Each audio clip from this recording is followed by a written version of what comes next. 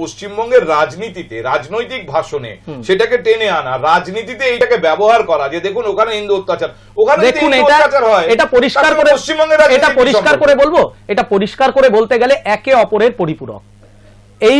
এই দেশে বিজেপি যেটা করছে বাংলাদেশে ঠিক সেটাই জামাতেরা করছে, একে অপরের পরিপূরক। আমার তো ধারণা এটা একে অপরকে হেল্প করছে একদম, আমার এটা ধারণা। এই দেশে আমি আকলাককে আমি যদি গরুর মাংস রাখা আছে সেই অভিযোগ তুলে প্রমাণ পাওয়া যায়নি, মারধর করে মেরে ফেলতে পারি।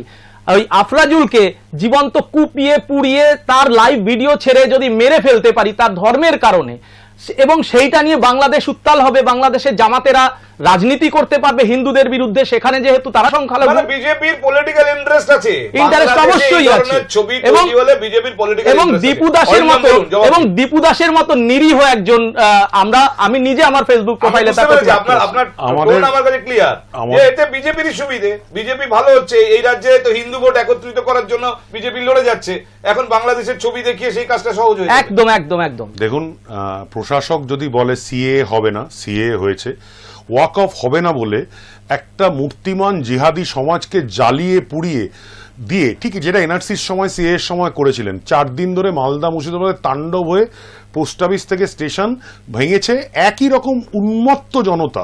কলকাতার এই পাকসার কাছে 7 পয়েন্ট থেকে মুর্শিদাবাদের ধুলিয়ান শামশেরগঞ্জে হিন্দু নিধনে নেমে পড়েছে।